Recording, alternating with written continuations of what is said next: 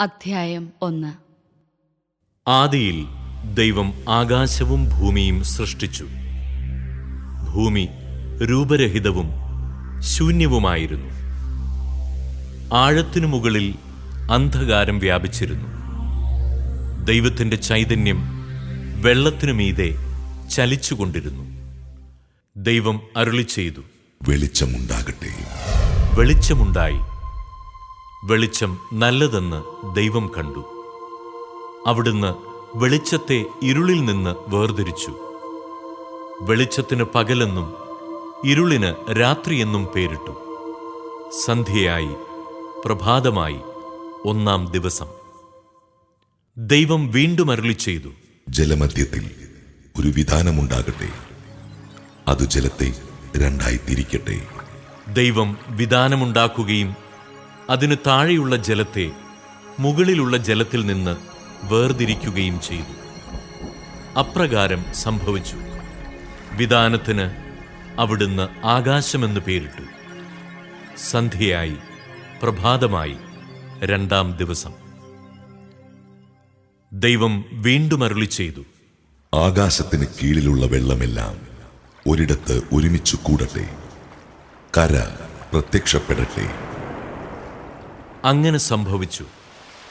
കരയ്ക്ക് ഭൂമിയെന്നും ഒരുമിച്ചു കൂടിയ ജലത്തിന് കടലെന്നും ദൈവം പേരിട്ടു. അത് നല്ലതെന്ന് അവിടുന്ന് കണ്ടു.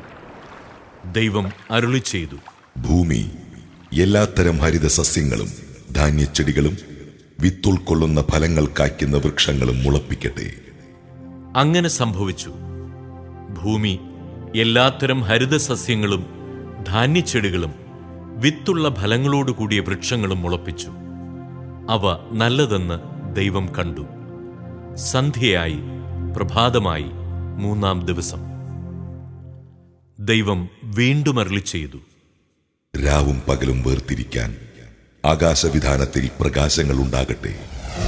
അവ ഋതുക്കളും ദിനങ്ങളും വർഷങ്ങളും കുറിക്കുന്ന അടയാളങ്ങളായിരിക്കട്ടെ.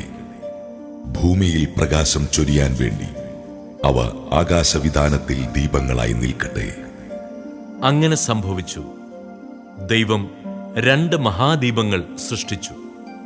പകലിനെ നയിക്കാൻ വലുത്, രാത്രിയെ നയിക്കാൻ ചെറുത്. നക്ഷത്രങ്ങളെയും അവിടുന്ന് സൃഷ്ടിച്ചു. ഭൂമിയിൽ പ്രകാശം ചൊരിയാനും രാവിനെയും പകലിനെയും നിയന്ത്രിക്കാനും വെളിച്ചത്തെ ഇരുളിൽ നിന്ന് വേർതിരിക്കാനും ദൈവം അവയെ ആകാശവിധാനത്തിൽ സ്ഥാപിച്ചു. അത് നല്ലതെന്ന് ദൈവം കണ്ടു. സന്ധ്യയായി, പ്രഭാതമായി, 4-ാം ദിവസം. ദൈവം വീണ്ടും അരുളിച്ചെയ്തു, വെള്ളം ജീവജാലങ്ങളെ പുറപ്പെടുവിക്കട്ടെ. പക്ഷികൾ ഭൂമിക്കുമീതെ ആകാശവിധാനത്തിൽ പറക്കട്ടെ. അങ്ങനെ ദൈവം ഭീമാകാരങ്ങളായ ജലജന്തുക്കളെയും കടലിൽ പറ്റം ചേർന്ന് ചരിക്കുന്ന സകലവിധ ജീവികളെയും എല്ലാത്തരം പക്ഷികളെയും സൃഷ്ടിച്ചു. അവ നല്ലതെന്ന് അവിടുന്ന് കണ്ടു. ദൈവം അവയെ ഇങ്ങനെ അനുഗ്രഹിച്ചു, സമൃദ്ധമായി പെരുകി കടലിൽ നിറയുവിൻ. പക്ഷികൾ ഭൂമിയിൽ പെരുകട്ടെ.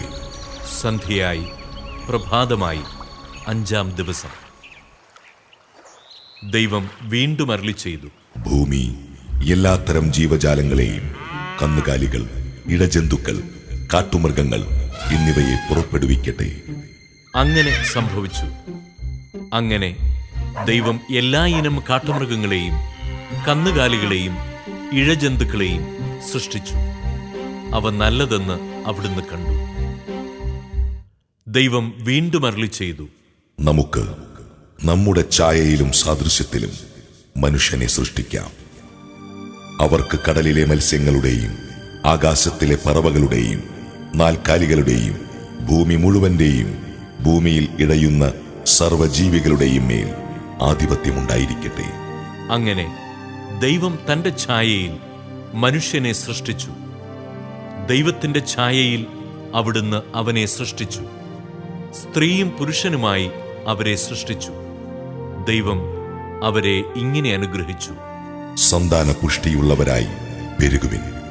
ഭൂമിയിൽ നിറഞ്ഞ് അതിനെ കീഴടക്കുവിൻ. കടലിലെ മത്സ്യങ്ങളുടെയും ആകാശത്തിലെ പറവകളുടെയും ഭൂമിയിൽ ചരിക്കുന്ന സകല ജീവികളുടെയും മേൽ നിങ്ങൾക്ക് ആധിപത്യമുണ്ടായിരിക്കട്ടെ. ദൈവം അരുളി ചെയ്തു. ഭൂമുഖത്തുള്ള ധാന്യം വിളയുന്ന എല്ലാ ചെടികളും വിത്തുൾക്കൊള്ളുന്ന പഴങ്ങൾ കായ്ക്കുന്ന എല്ലാ വൃക്ഷങ്ങളും ഞാൻ നിങ്ങൾക്ക് ഭക്ഷണത്തിനായി തരുന്നു. ഭൂമിയിലെ മൃഗങ്ങൾക്കും ആകാശത്തിലെ എല്ലാ പറവകൾക്കും ഇടജന്തുക്കൾക്കും ജീവശ്വാസമുള്ള സകലതിനും ആഹാരമായി ഹരിതസസ്യങ്ങൾ ഞാൻ നൽകിയിരിക്കുന്നു. അങ്ങനെ സംഭവിച്ചു. താൻ സൃഷ്ടിച്ചതെല്ലാം വളരെ നന്നായിരിക്കുന്നുവെന്ന് ദൈവം കണ്ടു. സന്ധ്യയായി, പ്രഭാതമായി, 6-ാം ദിവസം.